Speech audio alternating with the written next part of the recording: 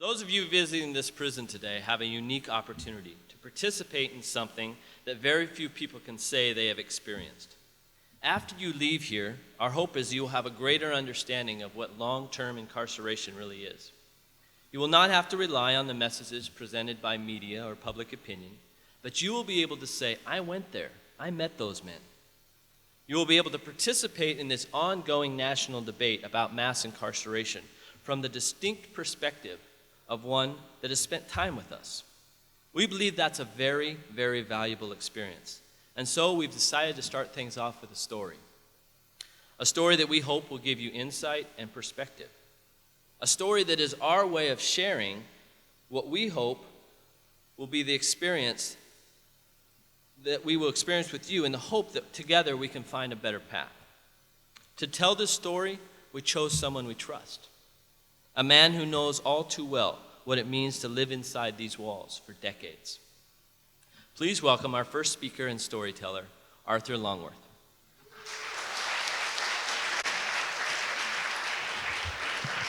Thanks.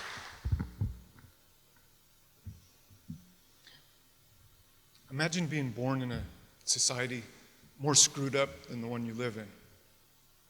Can you do that?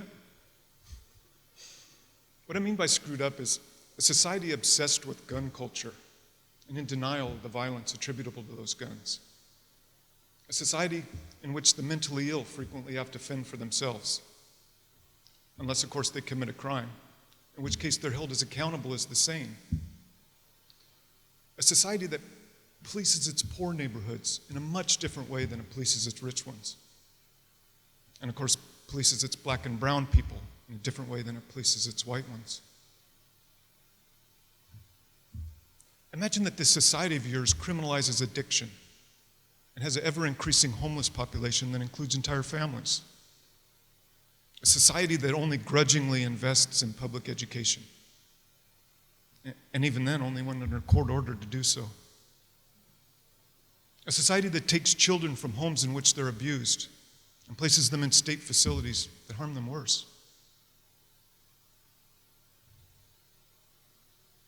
Unlike our society, this society of yours doesn't have correction centers like this, that work together with families and communities to correct people. No, your society's means of meting out justice to serious offenders is simply to take them out into the middle of the ocean and throw them in. Although that system of justice isn't entirely bereft of any redeeming factor. Because state agents in boats stay with the people in the water and watch them. The people in the boat are professionals who are trained to lead people to reform their lives. In fact, they feel strongly that that's the most important part of what they do. When anyone in the ocean successfully changes his life and thinking, these agents fish him from the water and ferry him back to society where he's welcomed home. It's a tradition that dates back to the very founding of your society, a practice that people in your society call parole. Now imagine that you're a young person from one of the brokenest parts of your society. You've never known a home, nor have you ever stepped foot inside a high school. You can't conceive of any future other than to continue to do what you always have, that is, eke out an existence on the streets. Then you commit a crime that you regret the moment you commit it. Not because it's a crime, because crime doesn't mean anything to you. You've been surrounded by it your entire young life. In fact, crime is how you've survived. What's different this time is that you hurt somebody. You're horrified by that. Because even though your life perspective is the narrowest window from which to look out onto the world, you understand very well what hurt is. You'd do anything to take the crime back, but you can't. So you're actually relieved when authorities take control of you because you trust that they know what you need to do in order to make up for what you did. They load you onto a boat. And although you have no way to know whether or not you have the the capacity to reform yourself, you know that you want to try. What you don't expect is for the people in the boat to tell you that your sentence is different than any issued before. The sentence is that you'll never leave the water. The ocean without parole, they call it. You feel the immediate contradiction of that sentence. Up to this point in your society, the ocean has always represented the possibility of reform, even the potential for redemption. Your sentence denies that. Yet you don't dwell on the contradiction because you're already halfway out in the middle of the ocean. Your thoughts are consumed with what will come next. At some level inside yourself, you accept that you deserve the sentence. Because as far as you know, the only reason your society didn't have this sentence before you is because no one was ever as bad or irredeemable. You're pushed into the ocean naked. There's no life jackets out here, man. And you're immediately swept up in towering swells that crash down on you with what feels like the weight of a building. Your head spends more time beneath the surface than it does above it. The water feels like ice, and it seizes all semblance of warmth from you.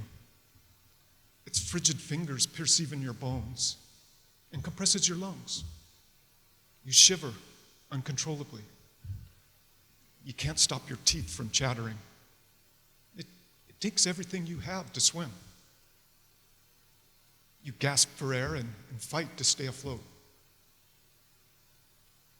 You're not sure how, but an hour stretches into a day. That day becomes a week, a month, years. You grow habituated to the endless rise and fall of waves and swimming without rest.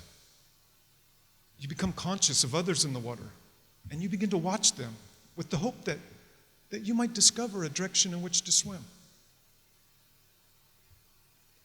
The people in the boat are there every day to offer those around you classes and opportunities to prove themselves. And most people, they swim in the direction the boat leads. Some days you see the people in the boat pluck individuals from the water and ferry them off. These are people who were sentenced before you. People who've worked to reform themselves and been granted parole. You ask to take classes, and the people in the boat tell you no. As you tread water, one of them explains that it simply isn't a responsible use of state time or resources to educate someone who won't return to society. You can't argue, because the explanation makes sense. However, you can't get past the fact that they told you no. You don't want to accept it, because it feels like if you do, then what's the point in continuing to swim? So you begin to beg books from other swimmers, and you devour them. And you find ways to get more books. Reading and studying become the reason you continue to swim. You read more than anyone ever granted parole. You read about the world and learn how mistaken you were in the way you saw it before you were put into the ocean.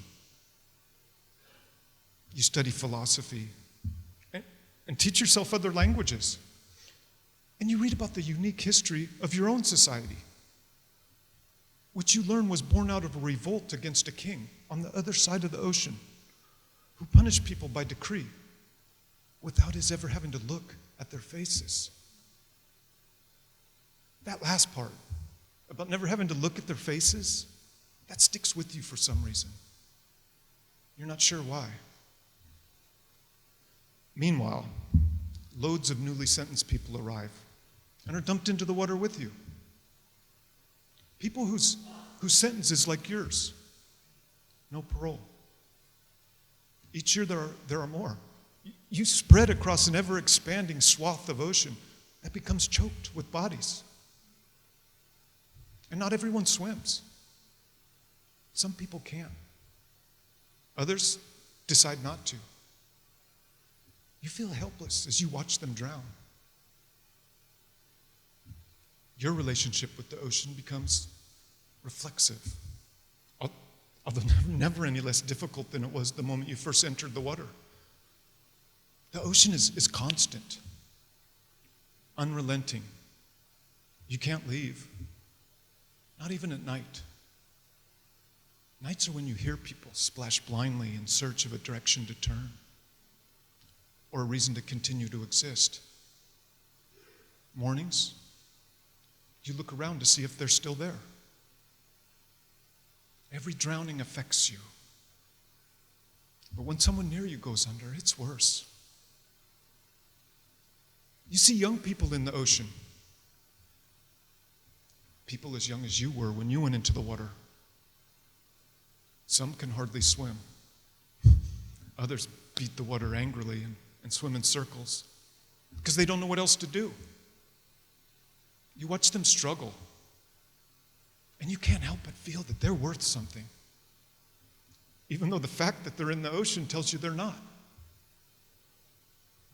You teach them things you've learned from books, and the discipline of how to learn from books themselves.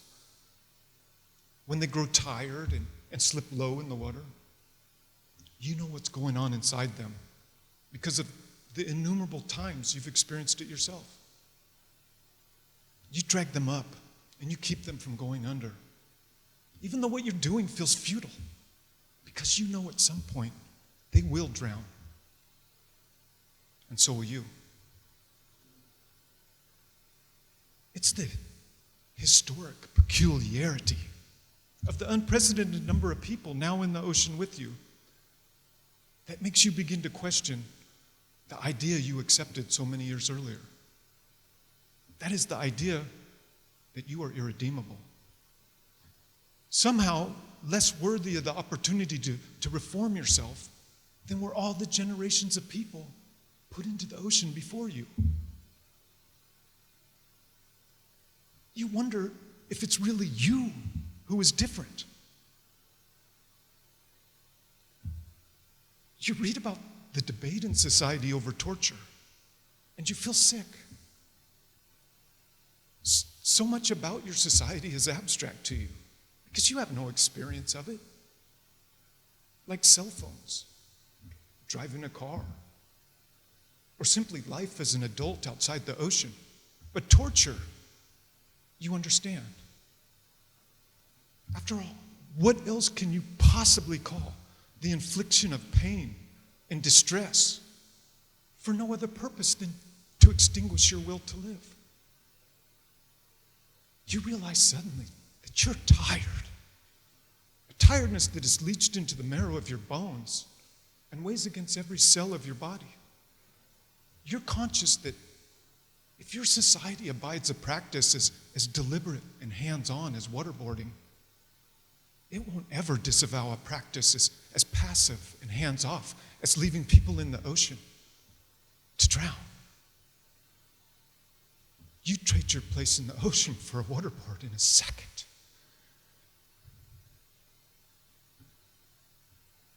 Then you hear an admission from the boat that startles you. The words of one state agent to another, not meant for you, but which carry across the water. We shouldn't do this. This is wrong. You wish you didn't hear it, because it uproots everything you've ever felt toward the people in the boat. The intractable seed of anger and enmity that sprouted the moment they told you you weren't worth educating, that dug its roots deeper every time you saw someone drown, and which so many times kept you swimming because you can't stand the thought of letting them see you quit. The words are a door through which you glimpse what the experience must be for the people in the boat. The sense of futility that must accompany a job that demands you disregard every change the people you oversee make. Any redeeming quality you see them cultivate. And every accomplishment they manage to achieve, even as they swim without hope. The job is to watch people go under. That has to hurt them. It has to. You realize that the people in the boat are nearly as helpless as you. They can't help you because they can't change your sentence, even if they think it's wrong.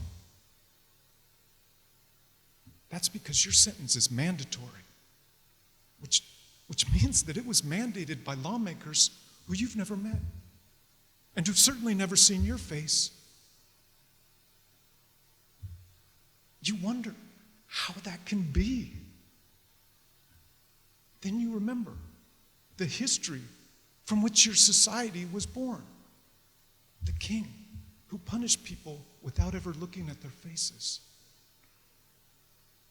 You realize it isn't you who's different than anyone before you.